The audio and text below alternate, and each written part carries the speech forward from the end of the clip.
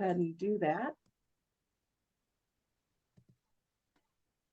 And I think I'm recording now. So welcome. If you would again put in the chat your name and the church that you're associated with, as well as how do we any do that? questions or anything that you're looking for, or how you may be associated with your church social media accounts. Are you looking to start them? Are you taking them over? Are you just interested in social media and wondering how it can enhance your church experience? Or if you are the one who manages it, the communicator or the admin, and you manage your social media accounts at your church, I'm just wondering so I can cater a little bit to your needs. Since there's only a handful of us today, I think I can get pretty specific with you, which would be nice. I'll be able to really kind of hone in on your questions. So welcome. I have West Bloomfield Redeemer HP. What is that your name? No, it's my computer is an HP computer. HP Redeemer HP UMC. computer. Run current social media, but looking to improve our presence, including Instagram. Yes, but I just So lost. Are you right now only on Facebook or on Instagram and Facebook? We're only on Facebook, but I've totally lost my picture, so I don't know what's going on. We have yours. Let me figure out why I'm not hearing you. Come on. Technical difficulty. There we go. Gotcha. Yes, currently we're just on Facebook, but we've increased our followers on Facebook from 19 in November to 200 currently. Wow, that's a huge increase. Yes. And now, are you doing live streaming of your service? Yes, we live stream our service, and we have during Advent we started several different programs that got people watching and following. And so now we're currently trying to post something at least every single day. Okay. So I do think I am I'm following you, Redeemer, through the Greater Detroit District page. Yes. So you may have seen me. Yeah, I've seen Greater Detroit District. Yeah. So I have been trying to connect with all of the churches in the district through Facebook from our Greater Detroit page. So hopefully if you're managing your church Facebook, you've been seeing that. I have. Oh, and my name is Phyllis, by the way. Hi, Phyllis. Hi. Thanks. I can hear you now. My speaker wasn't working. So Ralph, you're from West Bloomfield UMC?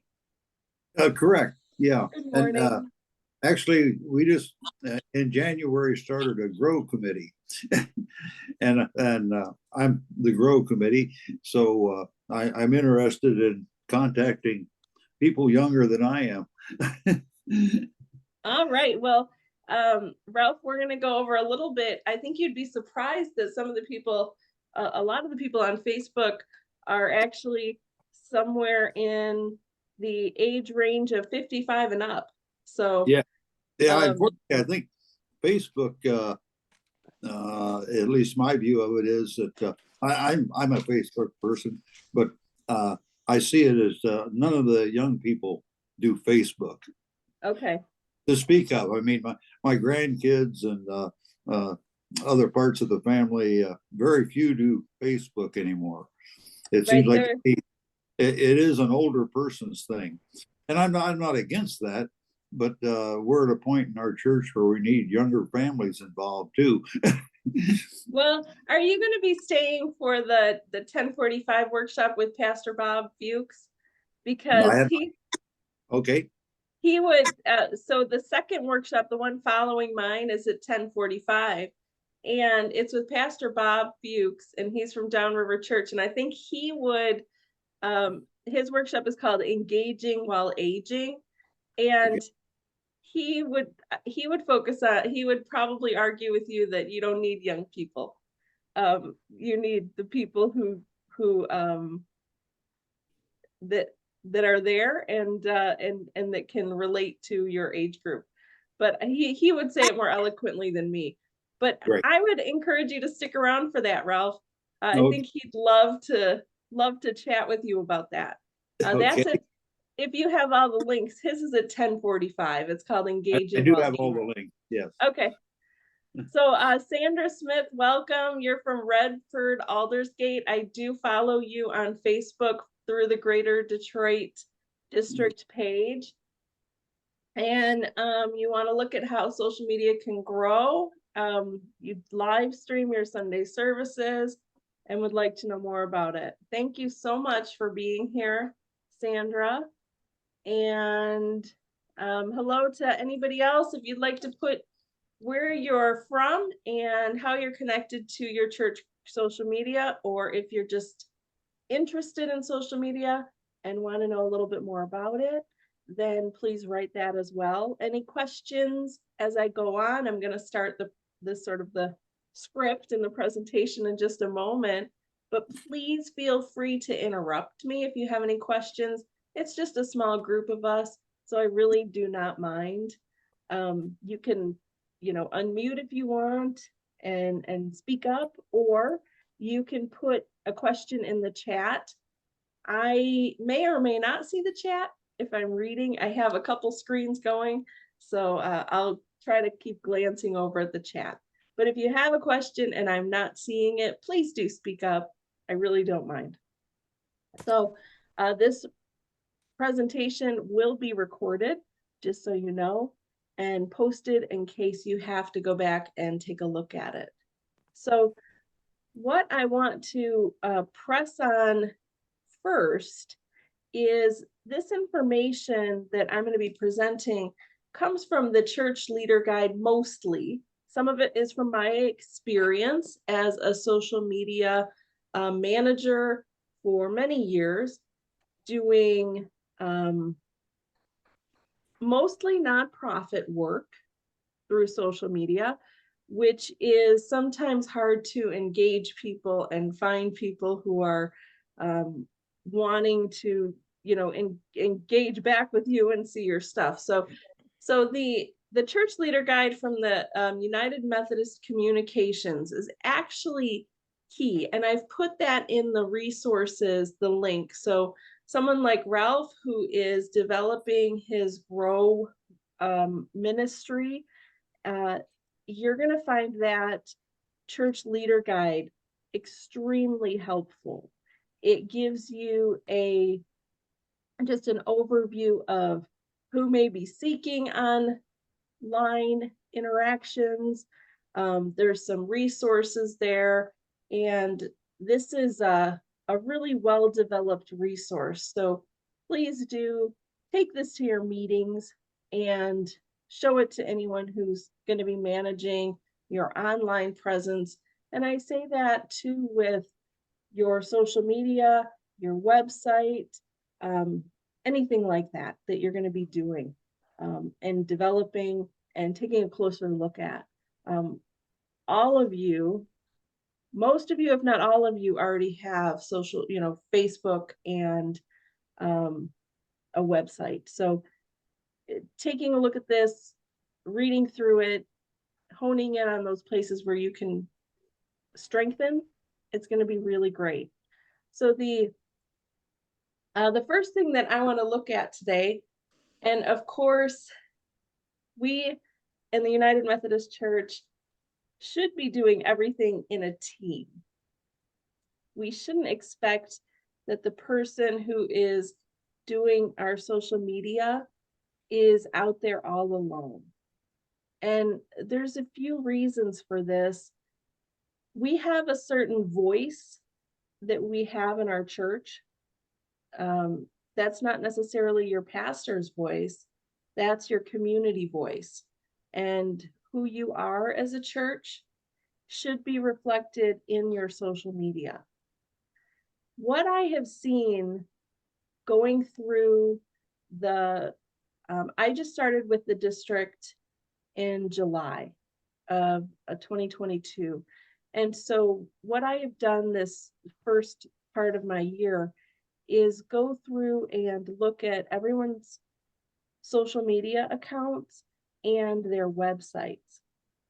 And what I have found is that in some instances, the online presence doesn't reflect the church. And what I mean by that is, I know for a fact that church is thriving. It's a compelling community. It's a great environment. They're great people, and I go to their Facebook page, and there's not a whole lot there. There's not a whole lot that's being reflected from the in-person to the online. And I think that that could be, first of all, you don't know, there's not enough people who know how to do social media, who know the technology part of it. And it could also be just there's no time. Maybe your admin is the one who updates, maybe your pastor's the one who updates, and they're very busy people. What gets in the way sometimes of someone stepping up and saying, I want to be part of your online digital team. And I think that's step number one, is putting together an online digital team. So we have a leadership team, we have a finance team, we have our buildings and grounds team, and we don't have our online team. Now, this doesn't have to be made up of people who are tech savvy. I know that the screen right now says recruiting tech savvy volunteers. It's a helpful way to ensure that your pages stay active, which is what that says. But most of the people in your church are on social media. So they already know what Facebook is all about. They know how to find things. They know how to do things. Yes. Would you be able to provide us with a couple of Facebook pages or websites that we could look at that are talking about what you think is a good setup, a good way to do things? Like like your page at Downriver Church? Yeah, you know what? Downriver Church is a great page. So I have to say, it's not too much, but it's enough, So yes, so we'll get there. Thank you so much for asking that. So what I would like you to do is kind of think about starting that team. It could be, 3 people. It could, one person is someone who updates. And for those of you who have access to your church social media accounts, I think you can agree that sometimes content is what you need. You have to go and search for content, or you have to go create content, or you have to go find the Bible verse that's in the lectionary for that week. And a lot of your time is spent searching for content. So if you have a team of people, you then have one person who's in charge of getting you some kind of content. What's the Bible verse that we're posting this week? What is the image associated with that I should use? And you don't necessarily have to be the person seeking that content. That can be assigned to someone else who maybe isn't as good at the technology as you are. And that's going to save you a lot of time. It's going to save you a lot of question marks and frustrations. And that person is also going to be able to speak the language of your church and make sure that that post reflects who you are as a church community. Another person on your team, of course, is going to be the tech savvy person. And I think the pastor should also be involved in that team for reasons of what are we doing this Sunday? What are the Bible studies this week? Or your admin or someone like that. So that's first. I think that's building your team and taking the pressure off of that social media person who may be searching for content more than posting, spending more time doing that. So the next slide that I would the next thing that I would encourage is training. Once you get your team together, you have so many great online training courses through United Methodist Communications. And I know you asked if I'm going to show some pages that that I would prefer, that I think are acceptable. But here's the thing I want to sort of caution with that type of thinking and that type of presenting is what I don't want to do. Every one of your church communities is different. No two churches in this district are the same. And so that's where your strengths are. So I don't necessarily want to, I'll show you a few pages that I think really work well, but keep in mind that those pages work well for their communities. Correct. I was just looking for, like you said, a team.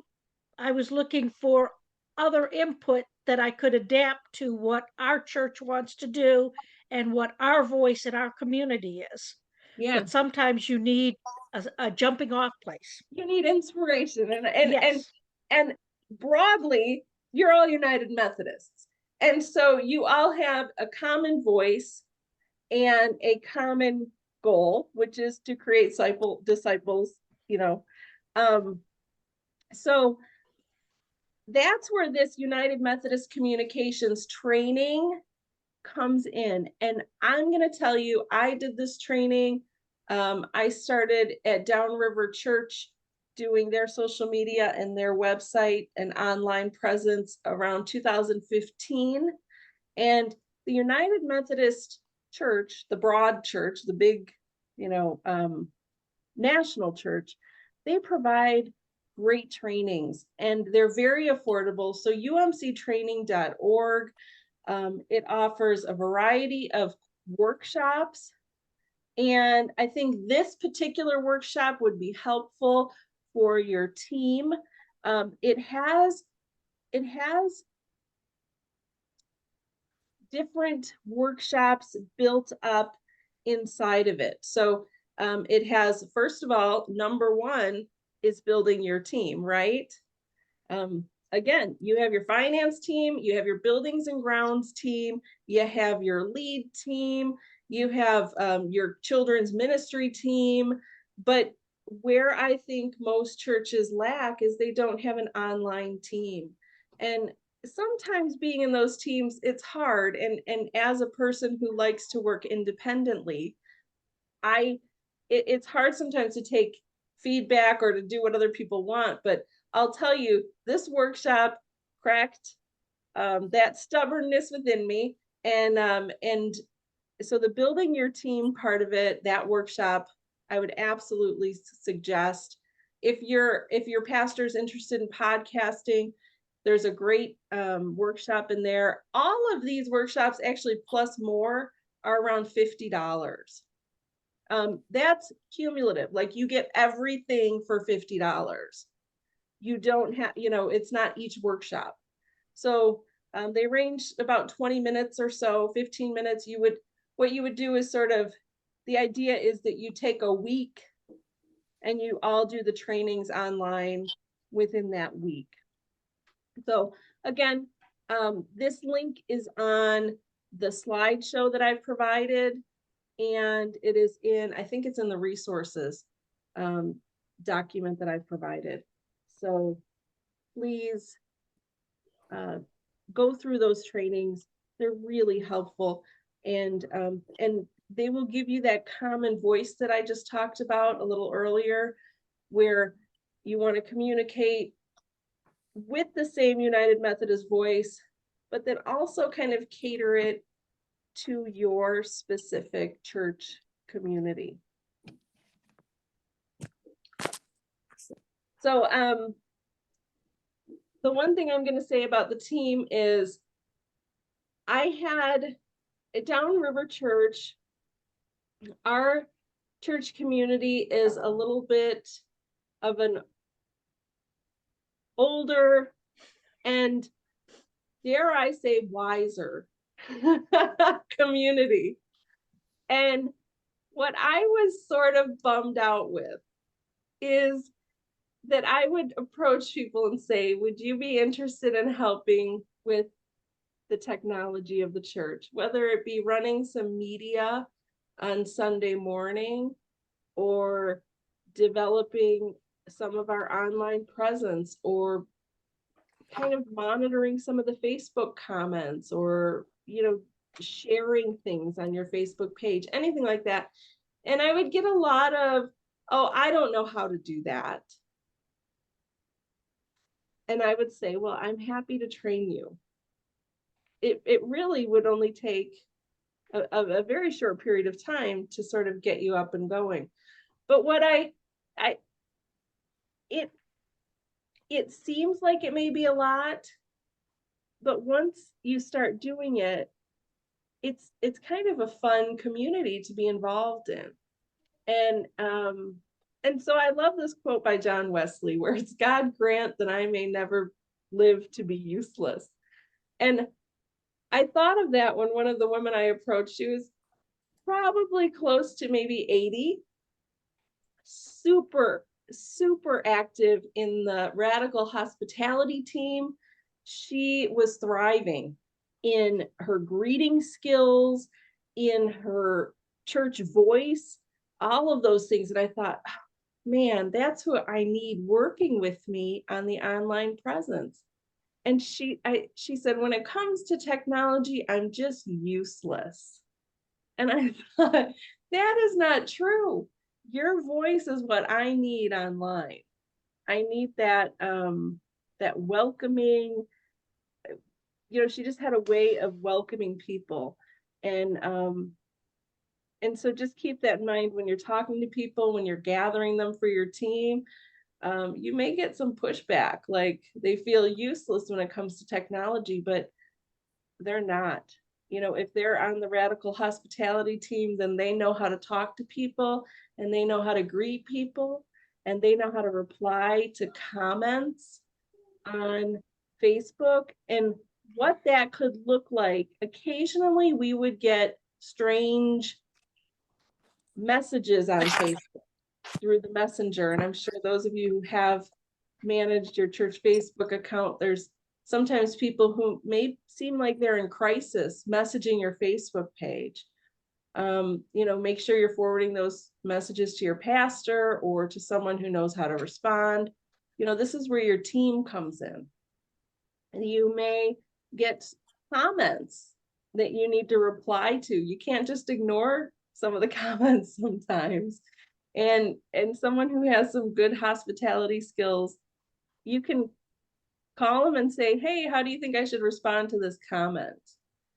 So that you're not always asking the pastor, and that responsibility doesn't necessarily lay on your shoulders.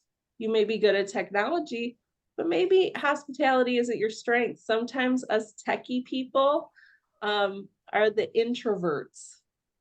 So keep that in mind too as you're developing your online team. So what social media site is best for my church? What you're going to try to do in our leader guide, it says our world is in need of hope, words of encouragement, warm messages of love, and stories of joy. I don't think there's anyone on this call right now that would disagree with that. I think that that is where we as United Methodists can begin to unite these divided communities on social media. So Facebook and Instagram aren't they're not only a place for you to advertise your church. And I want to sort of give you a challenge here to think about social media as a ministry instead of a way to advertise your church. And I'll tell you, and I think recording in progress. Those of you who have seen some growth, you are probably ministering to your online community in some way, and connecting with them, and not just advertising to them, because we're inundated with join us, come here, you're invited, here's this potluck, here's this free dinner, here's this fundraiser, here's this blood drive. I mean, we see it everywhere. But what are we giving our online community? And this has been, when I stepped into the role here at the Downriver District, what I realized is I feel like sometimes giving gets you more.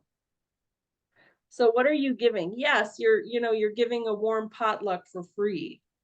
Great. But sometimes when people are searching through Facebook, it's at 2 a.m. and they can't sleep and something's on their mind. And maybe some of those, oh yeah, go ahead. Like I said earlier, we went from 17 people in November to 200 people currently. And part of the philosophy that we've used is what you're talking about. We're not advertising the church. We're not asking you to join us. We're letting you know that you're already part of something, and maybe you just want a daily uplifting, something that's not necessarily religious. But then, ever so often we balance it between religious, inspirational things and non-religious, so that we're not limiting our audience, but we're including them instead of inviting them. That's the way we try to think about it, as inclusive, as opposed to come join us, like we know all the answers or something like that. Right. So And they are joining you if they're right. clicking, if they're, and they don't have to click like. Please do not get discouraged if you don't have any likes, on your post. A lot of people that I've talked to, especially church social media folks, there's a reason why you see those insights where it's 350 people saw this post, but only 2 people liked it, right? Just because they're not liking doesn't mean they're not seeing and absorbing. So please, as the social media account manager of your church, please don't get discouraged by that. I want to communicate that. That burns a lot of people out. It's like, oh, I'm not getting any likes on this, that's okay. You don't have to get the likes. You're putting it out there. You're doing your discipleship. You're sending it out into the world, right? And that's what we're supposed to do as United Methodists. So you're reaching out to all the people all the time with all that you have, right? And that's the Wesleyan approach. So what I commend you going from 17 to 200 people. That is huge. That is huge. So my next step with the district, because we've always had a social media account, but there were some changes on staff, and things like that. So sometimes it would get neglected. And so right now my approach has been to connect with people, and to find people, and to find the churches, and to make sure that I'm watching and looking, and Dr. Toddy's doing the same thing. So that's kind of been our approach. But I'll tell you, my next approach is the giving. What am I going to do to give, like, back to my communities, where I'm not just saying, like, come to our workshops. right? I'm not just saying, join us for the MLK celebration. I'm not just inviting people to come do something. I'm also saying, okay, here's a warm message of love, and here's a story of joy, and some hope and encouragement. That's the next part of my ministry here at the district. So what social media site is right for you?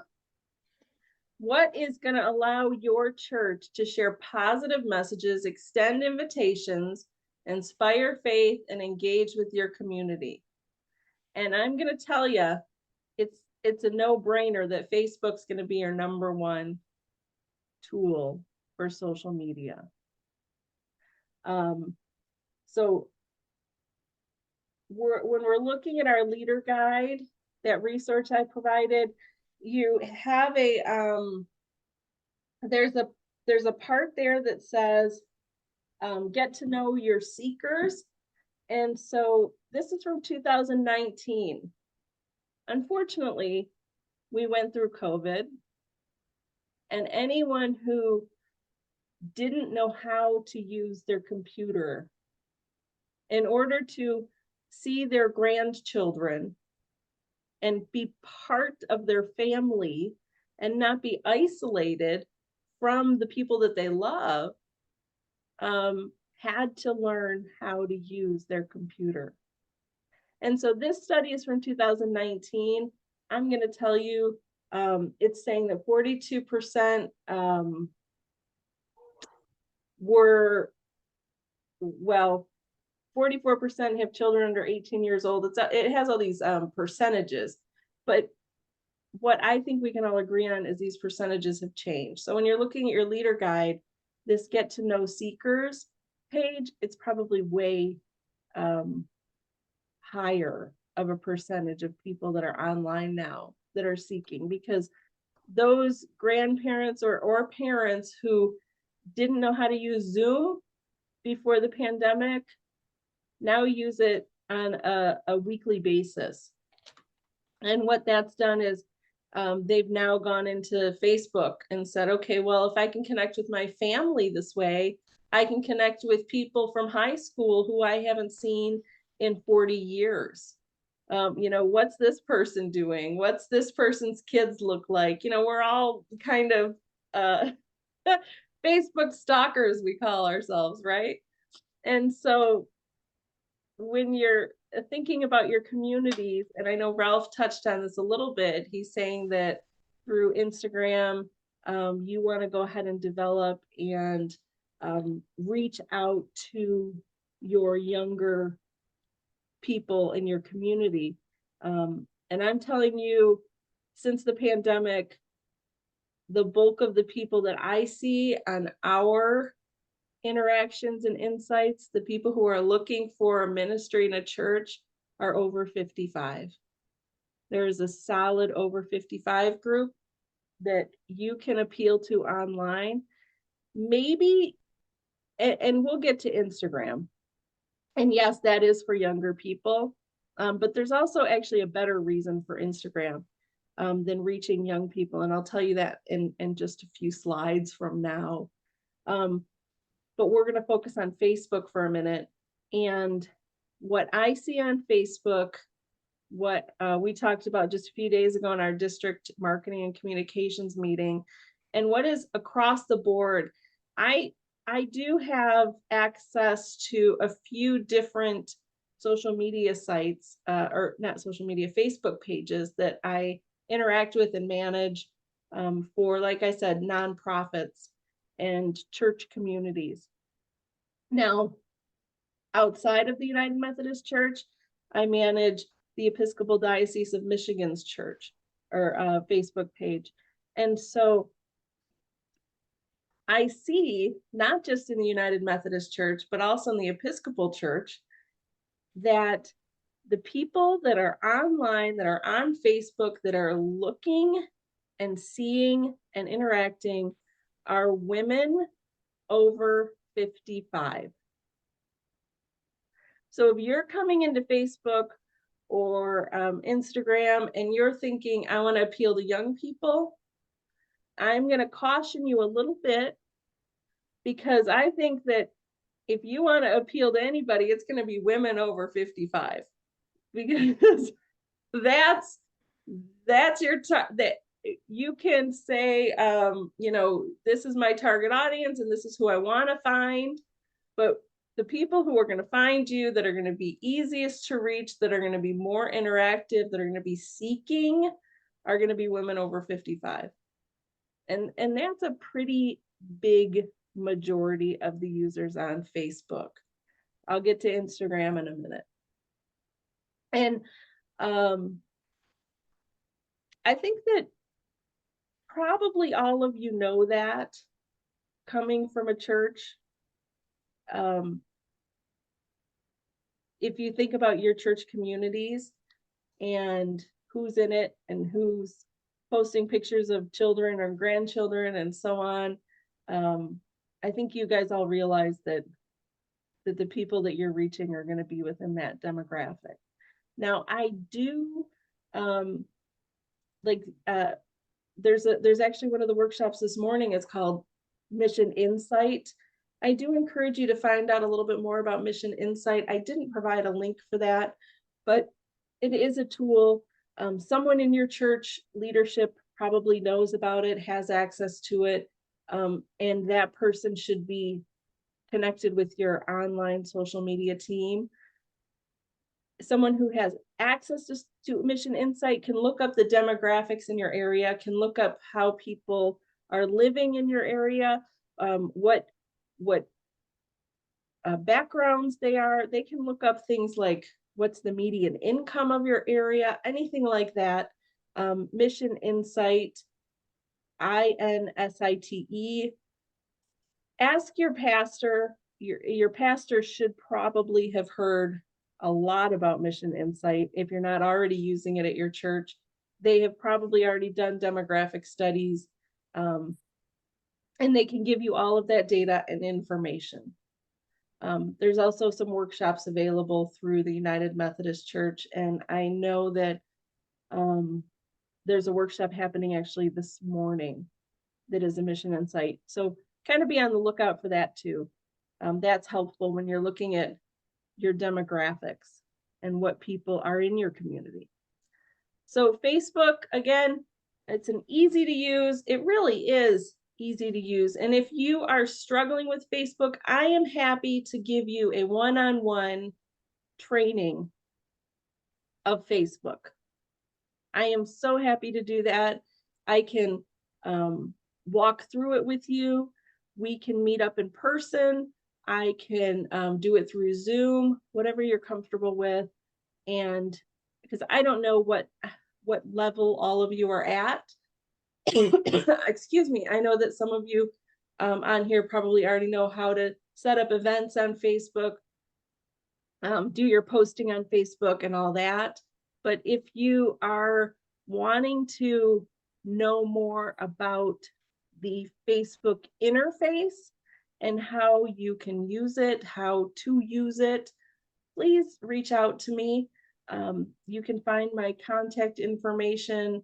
I don't think I put it on the resource page, but I am on the district website, the Greater Detroit District website. There's a little picture of me, and my email and phone number are underneath it. And I am happy to do an hour of training or so with you on Facebook if you need to. But what happened during the pandemic is we became not only in-person churches, but online churches. And that is something that we had to adapt to. And I am so proud of seeing how some of the smaller churches within the district all of a sudden became online churches. They figured it out, they did it. And I think sometimes they were forced to do it. Some of the churches were sort of already experimenting with it, and they had to improve it very quickly because people were getting frustrated and not watching, and the audio wasn't good. And all those other things. But what this does is it gives you an instant connect with your online audience. Here's the thing. Your church is only open, and I know this because I'm working on the directory right now with Dwanda.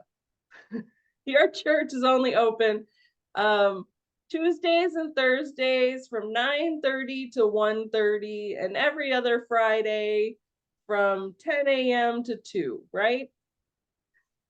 So what Facebook does is Facebook gives you a 24/7 front door. It's a place where people can go and they can watch your service and they can connect and they can ask questions and they can do all those things, which is of course your website as well. We're not in a website workshop right now. And they can connect with you 24/7. If they're in crisis, if they need just uplifting, if they want to know what's going on in their community. And that's why it's so important to keep that Facebook page updated regularly. I would suggest somewhere between the success rate is 3, and not including your worship, right? 1 to 3 posts a day. And that could be sharing. One of those posts could be sharing. And you're doing that like you're sharing some kind of resource from a community partner. So is one of the schools having a summer camp for kids, right? You can have community partners where you share their events too, or their things too, which takes a little bit of the pressure off of you. Is there a blood drive happening at one of the local schools?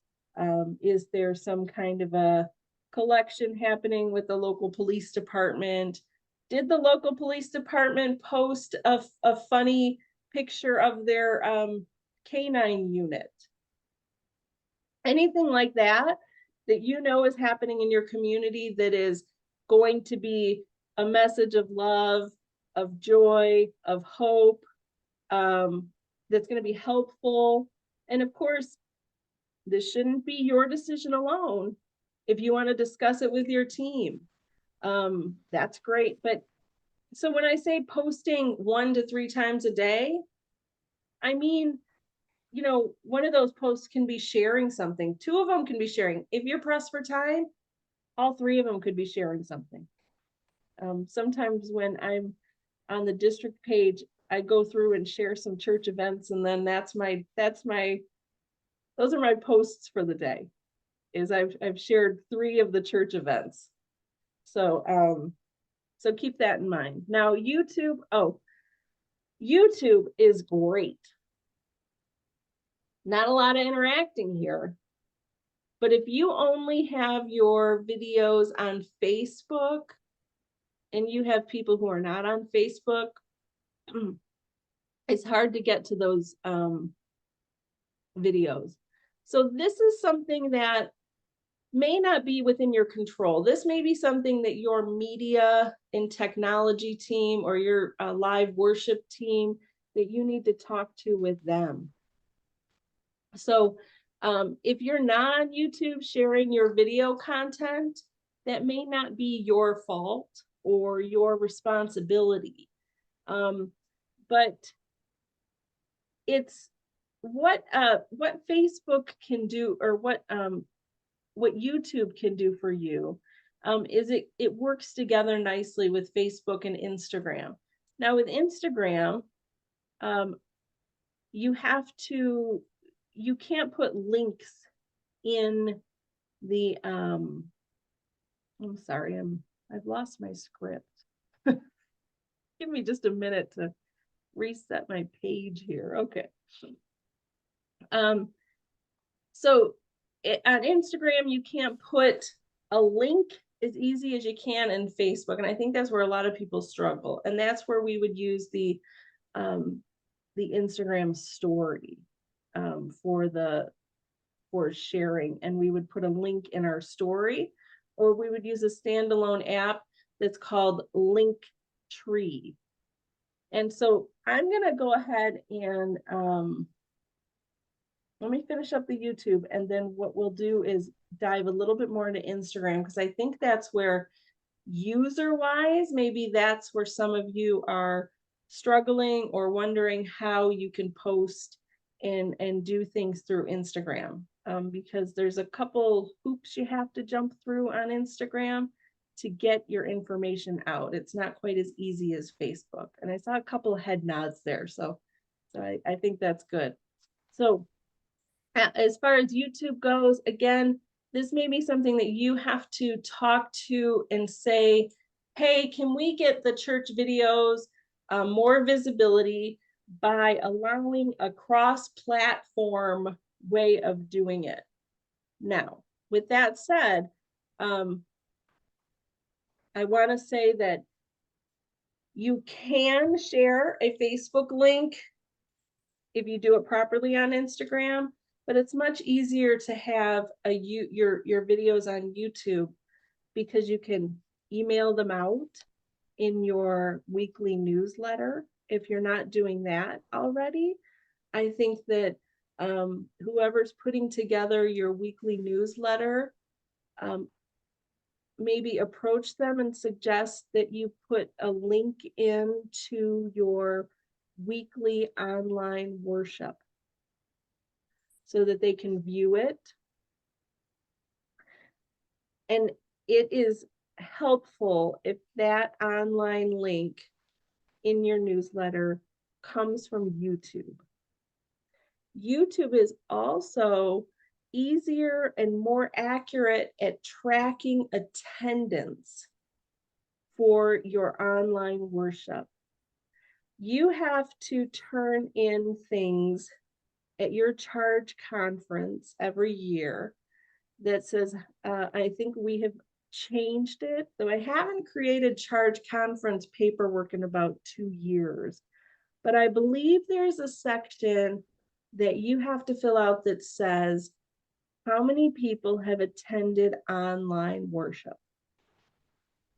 And when you go to your Facebook, it will say there are 2,000 people who have seen your online worship video or whatever. Maybe it's 150, maybe, sometimes those numbers are inflated. And that might be the insight of whose news feed you may have come across. That doesn't necessarily mean that they've watched your whole video. On YouTube, it does mean that they have watched your video. So YouTube gives you a better understanding. If you have to sell the idea, if you're not on YouTube yet and you have to sell the idea of being on YouTube to your church media team, here's the reason. YouTube is going to give you a better number, a more accurate number of people who are watching online worship. Now, they're going to come back and say, well, Facebook, there were 12 people watching live. And you'll say, that's great. But when I go into the interactions and the insights and things like that, it says there's 300 people watching my Facebook Live. Maybe 12 people were watching that Sunday. Make sure that those 12 people are getting counted in your weekly attendance. So there's somebody, an usher or somebody from your hospitality team who goes around, and it was Jim Badamian usually at Downriver Church, and he's standing in the back of the room and he's going like this, right? You all have that person at your church, and then you have your attendance book and you write that down. I want to make sure that you're also writing down every Sunday. That person on your counting person is going to the media team and saying, how many people watched live today? And you're getting that number from them. and you're adding it to your weekly attendance. That's going to really help out when it's time for charge conference paperwork to be filed.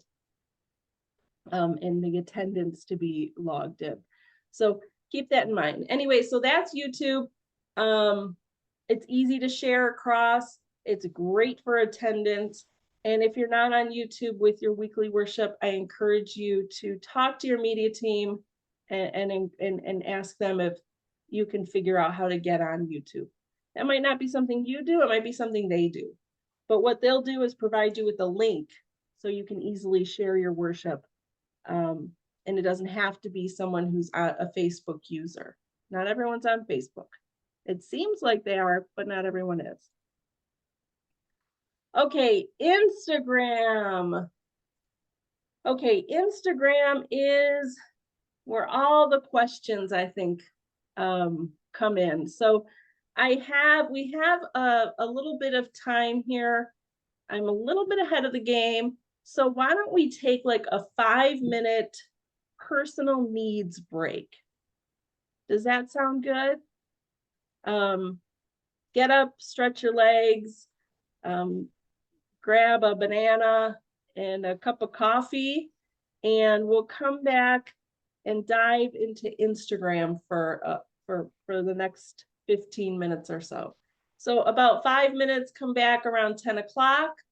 Feel free to turn your cameras off or mute yourself or do whatever, and we'll come back around 10 o'clock.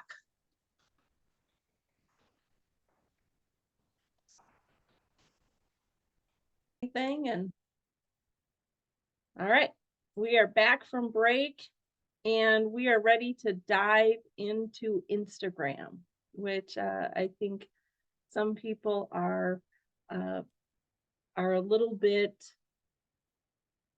overwhelmed with because it's not quite the same as Facebook. So let me pull up my slides here and just give a little bit of an introduction to Instagram.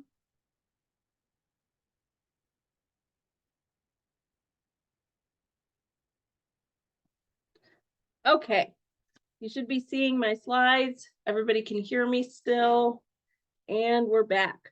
So Instagram, and I said earlier that it is absolutely popular with younger audiences. However, younger audiences, and if we're talking teenagers, let's think college age kids, younger audiences are going to things like Snapchat, and that's where they probably spend most of their time. As a church community, unless you have a thriving youth ministry, I don't think Snapchat is where you belong.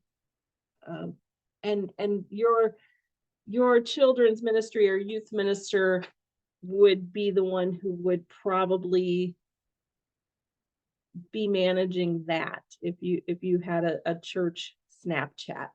But I mention it because I want you to know that is a thing. And we're not really going to concern ourselves with that during this presentation. We are going to look at Instagram though. We're also, I want to say, we're going to avoid Twitter. And I'm doing that for a few reasons. I had a meeting with Mark Doyle, who is the Director of Communications with Bishop Bard. And he and I were talking about the most effective ways that we're right now using our social media. And he had said, this was just a few days ago, that the Michigan Conference is no longer on Twitter. So I had sort of a feeling like, should the district be on Twitter? Should the district not be on Twitter? But the fact that he just said the conference isn't on Twitter, I'm going to kind of take that as my cue to keep the district off of Twitter. It's and I don't want to go into it. It's just a different kind of world over there on Twitter.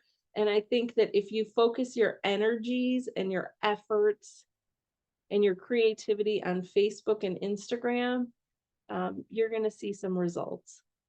Instagram results, it's a little harder to grow than Facebook.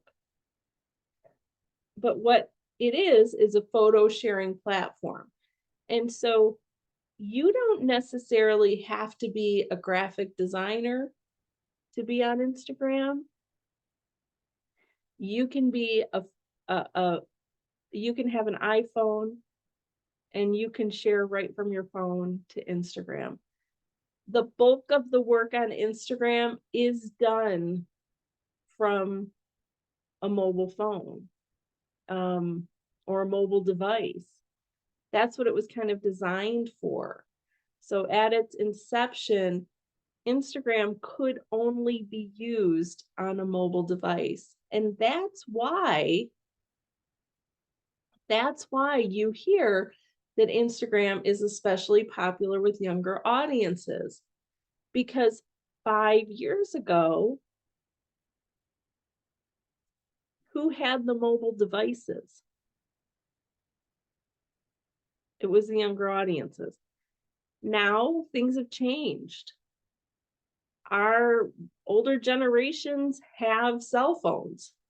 It is very rare to encounter someone who doesn't have a cell phone and doesn't use it daily for photo taking of things in their life, their loved ones, their pets, anything like that. And so while I do still agree that it's popular with younger audiences, I think that with the integration of Facebook and Instagram, Facebook has they're owned by the same company now. And so I think that some of our other audiences are moving over to Instagram. One reason, it's less controversial.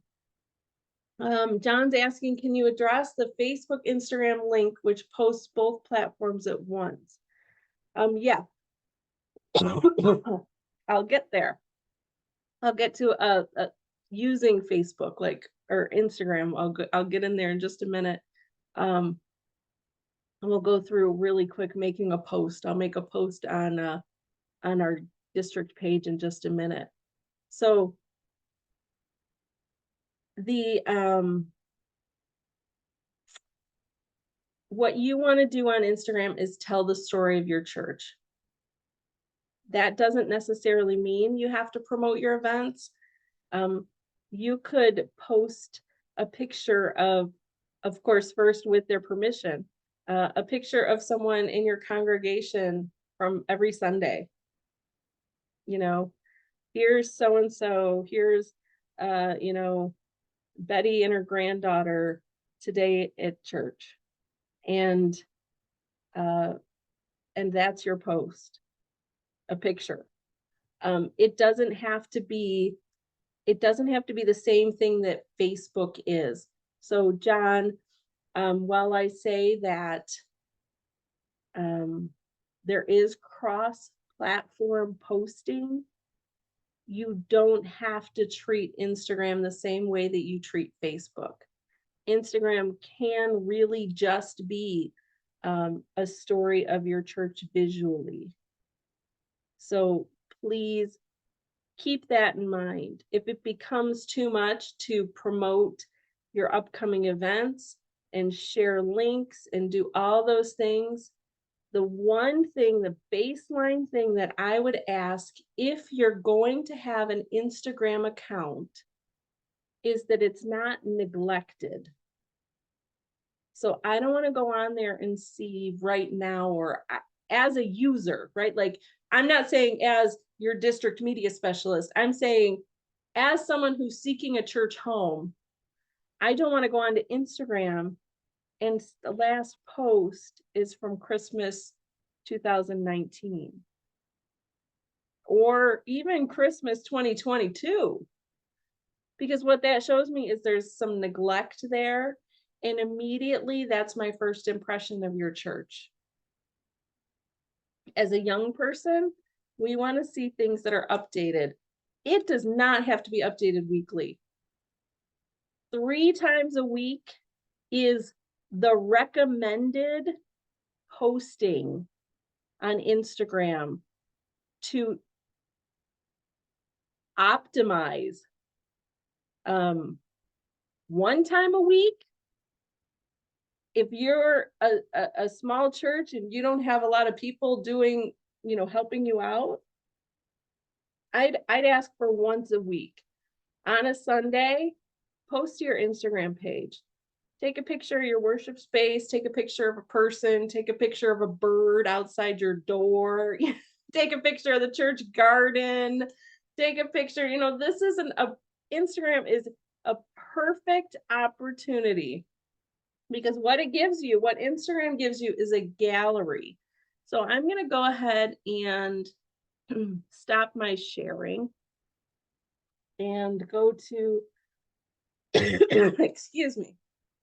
I don't think I'm used to talking this long. I am an introvert most days.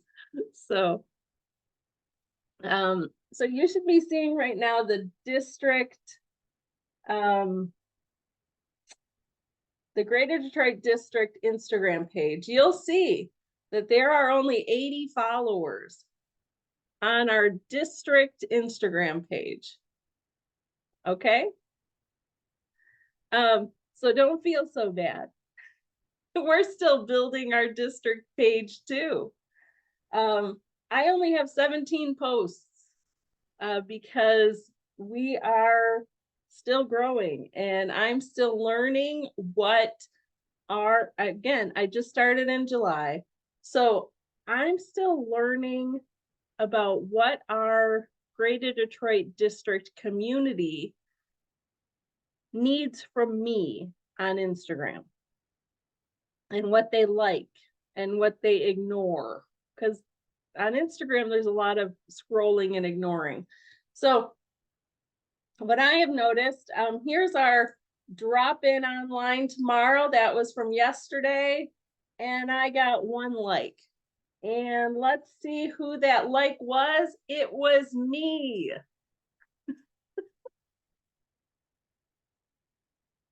So what I want to caution you about is, yes, keep your Instagram updated weekly. Again, 1 post is really,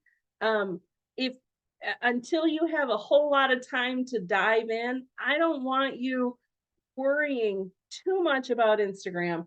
I want you worrying about Facebook. If I can be so bold as to tell you what to worry about. But what this shows is, if someone goes to our district page, it is not neglected, right? It is, so here's what I love. Our photos from last weekend that Dr. Toddy took and Ken took, that they sent me, I posted those, and we had 10 likes. That's huge. That's huge for us. So here's our the pictures from last Saturday's district workshops that were in person, and we had 10 likes. Now, those are, again, I want to point out, photos. I go over here to anything from Bishop Bard, and I see more likes. Anything I post about Bishop Bard, this happened to be a Christmas one, and he had produced some videos for Christmas, and so that generated more likes than usual. Here's our district Christmas party. Again, photos. People love to see photos on Instagram. And we took a nice selfie. Dr. Toddy had a super long arm on that one, and he got a good selfie of all of us. People liked it. We actually had a couple. Now, Dr. Toddy's, he was one of the comments, but we had a picture here from someone, Helen Marie Peterson. Thank you, Helen, who said that was a great picture. So our posts with photographs do better on Instagram. When I am trying to promote something, it maybe doesn't do as well. I guess, depending on what the event is. So you'll notice that my posts on this say link in bio. Link in bio is an Instagram term. And that's telling you that if you want to see more about this post, you have to go to the bio, which if you're an Instagram user, is the biography section of the profile, and you have to click on the link there. So what that's going to do is right here, I have Greater Detroit District, Linktree, Greater Detroit UMC, because Instagram again is not like Facebook. You for a while, at the beginning of Instagram, you couldn't share links. You could only have like your website in your profile. Now what has been created is something called a link tree. So if I click on that, it brings me to a listing of all of the links that I want people to see from my Instagram page. So you'll see there, the top one is the March 4th district workshops. No need to register. That's where we are right now, right? Here's Advocacy Day. That's a Michigan Conference Day. That's going to be in Lansing on March 22nd. And that's the registration link for that. So you click on any one of these. Here's the video message from Dr. Toddy for the registration of the districts. And it will take you to the web page or wherever I want it to take you. The video. And that is Linktree. Can you see my tabs up here at the top where my cursor is? So if you're going to be on Instagram, if you want to be on Instagram and you have one takeaway from today, I encourage you to set up a link tree where you can share links where people can find out more information. And again, you would put link in bio. That's like a sort of a catch-all kind of directional thing for Instagram. Most people who are on Instagram know that. And you would set up a link tree. So it's linktr.ee. And that's free. This is free. Excuse me. So what I'm going to do is really quick, because I think I only have 10 minutes. I'm going to set up a link tree for our 1045 workshops on Instagram. First thing I need is an image.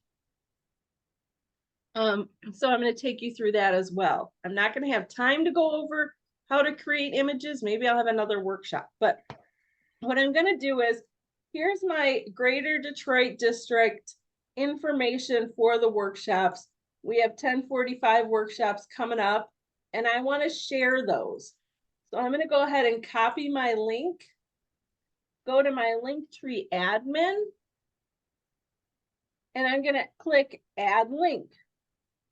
I'm going to paste.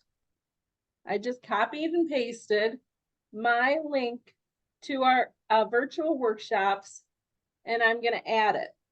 Now it's going to say, this is my title. So I want this to say workshops starting at 10:45. We'll just do 10:45. Join now. I'm going to add an image because this little thing over here, you put little images in. Sometimes it picks up the thumbnail image from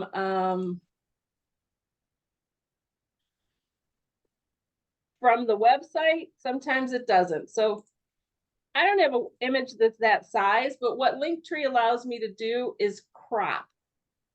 So it's only going to give me, let me have a little square, and I'm going to pick our little heart cross logo from the workshops and hit save and upload that.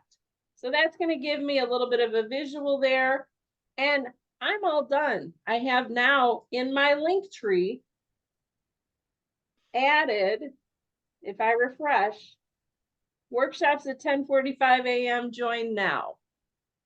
What I want to do now, and I'm just touching on this really quickly, someone in your church, and we're going to have a workshop on Canva and Adobe Express because these are free design creating software. So if you don't know them, don't worry about it. I'm just taking you through Instagram, but you'll see me create a graphic right now really quick. And I'm going to have to be quick because I think our time's running out. So I'm going to upload our photo.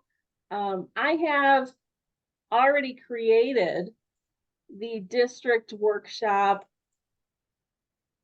logo and banner. So I'm just going to reuse that.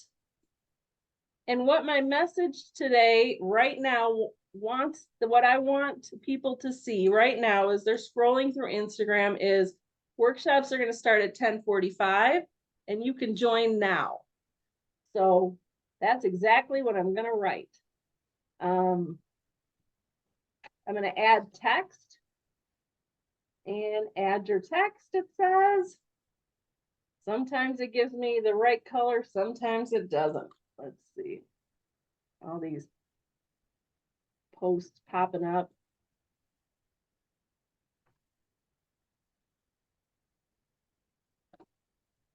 That's 10:45 a.m. And what color should we do? How about this red?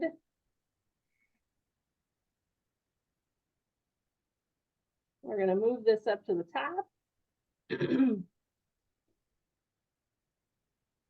And if you don't know how to use Adobe Express, don't worry about it. I'm just, again, doing this for the sake of showing you how to do a post on Instagram. I was hoping we'd have some more time, but we don't. And my message is going to be join now. Link in bio.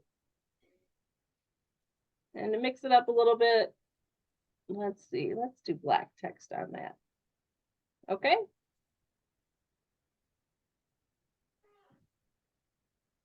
That's my graphic. How easy was that?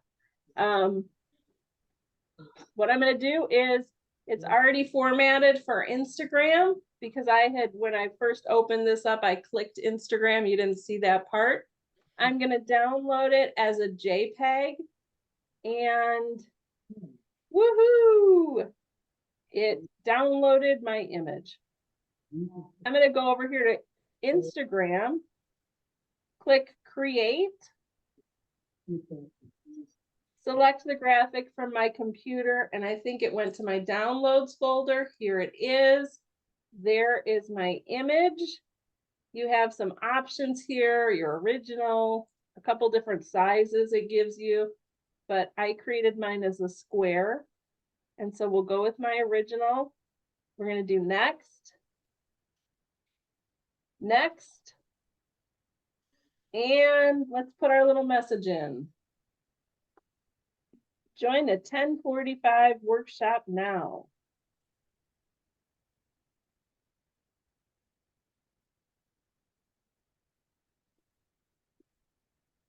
Link in bio to join virtually. Let's see, to join online. Okay, I'm going to put the location as Zoom so people know that it's Zoom online, and then I'm going to go ahead and share it. I may be the only person who likes this post, guys. But I'm trying. So I don't want you to get discouraged too much with Instagram. If you only have so much energy to share and to put toward social media, make it your Facebook page. But if you have an Instagram page, make sure it is not neglected. That's what I think.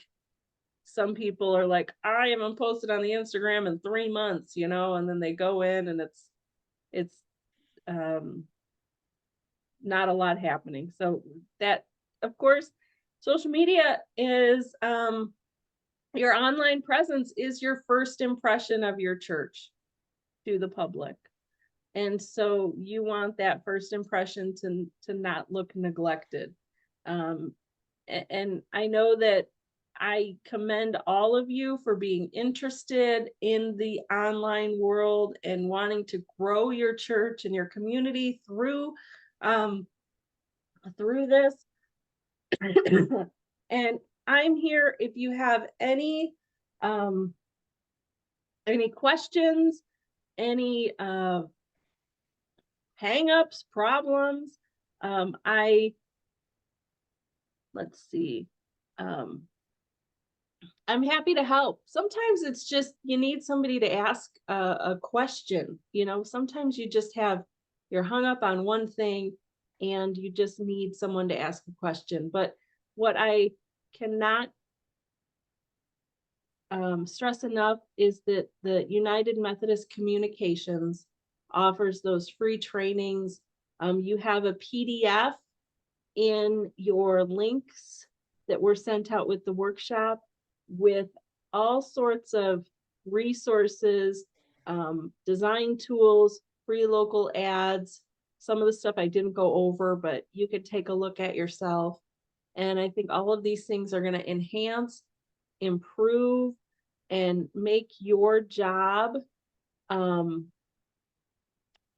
updating and sharing on social media a lot easier. So I have a few minutes for questions. If you don't have to go to a 10:45 workshop, you can stick around and ask me some questions. If you do want to go to one of the workshops or log off, I am no hard feelings. I'm so happy that you were here, and I'm so happy that we got to share this time together. Again, if you want to contact me, go to the Greater Detroit District UMC website, and my email and phone number are on there. I'm also going to throw it into the chat. So really, email is the best way to get me. So thank you again, everyone. If you want to leave or stick around for some Q&A, you can do either one. I'm going to go ahead and stop sharing.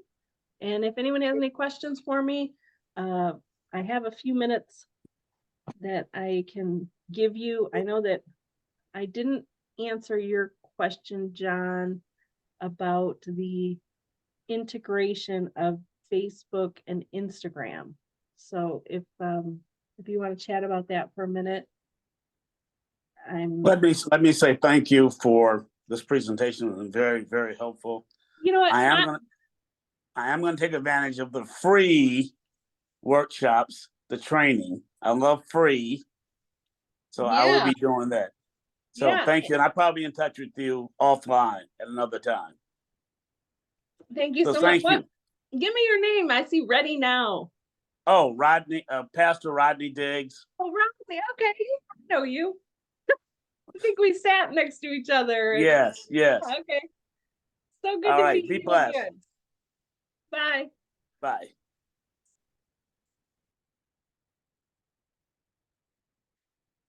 Yeah, as far Can I as give the, anyone else any other questions?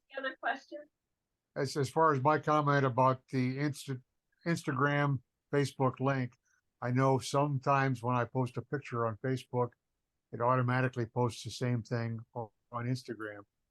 And, it kind of gives you sort of both audiences, gives you, the old people like me respond on Facebook and grandkids respond on Instagram. It Yeah. works out well. Yeah, it is. So that's one of the options you must have turned on. Right. One of your sharing options. And so, yeah, absolutely. That's super helpful and it saves a lot of time. That's all I wanted to bring up. And the other comment that our chat that I put in was about counting attendance on YouTube. We have at Narden Park, we've got a factor that we know that certain number of those are families or 2 or more people. So you take some multiplier times the number of streams to figure out the number of attendees to a service. Yeah, you're right, John. It is kind of complicated with those church charge attendance forms. You're right. Yeah, it could be a couple of family watching or a couple. Right. Yeah. Well, So I thank appreciate you very much. being here. Okay. Good presentation. Thank you, John.